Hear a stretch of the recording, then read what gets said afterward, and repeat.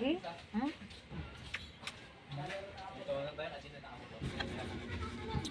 Biglang tumamlay ang aking alaga. Ayaw niya kumain. Kaya pinipilit ko siyang kumain. Nung biglang ayaw na niyang kumain ng hapunan. Tapos ayaw rin niya kinabukasan, kaya pinilit ko siyang pakainin. Dinuduro ko yung pagkain niya.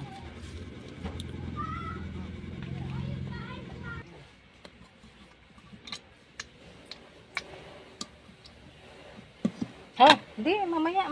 Hindi pa tayo tapos eh. Na?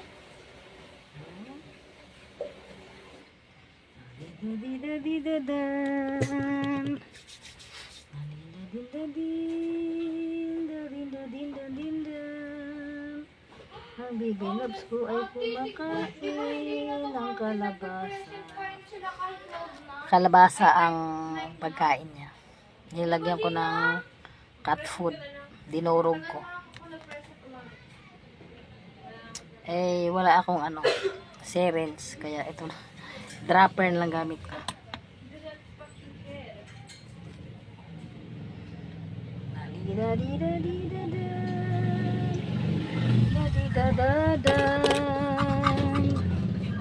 Ang bibi kong palangga ay kakain niya ng very good yan. Very good yan. Si palangga ko.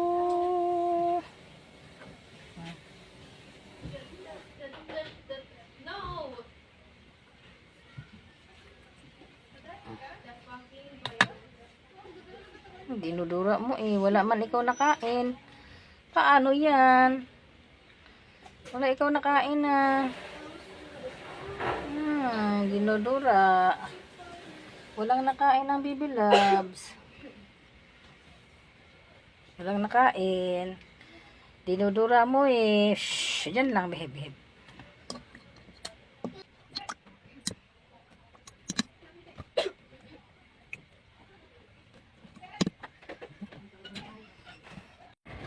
Hinihilot ko yung ulo niya, baka masakit. Kasi ang hirap pagpusa, magkasakit, hindi naman marunong magsalita.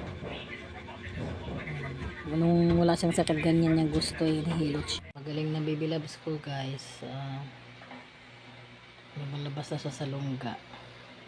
Dati hindi siya makakalabas, doon lang siya sa tataguan niya. Nakikilaro na siya, kaya lang ayaw pa niya kumain mag-isa. Kaya sinusubukan ko pa rin siya mamaya. Yung pagkain, inaamoy-amoy lang niya. Pero hindi niya kinakain. Minsan, pag gusto niya yung amoy, dinidila-dilaan niya. Tapos, yun lang, ganun lang. Hindi na siya katulad ng dating sobrang takaw.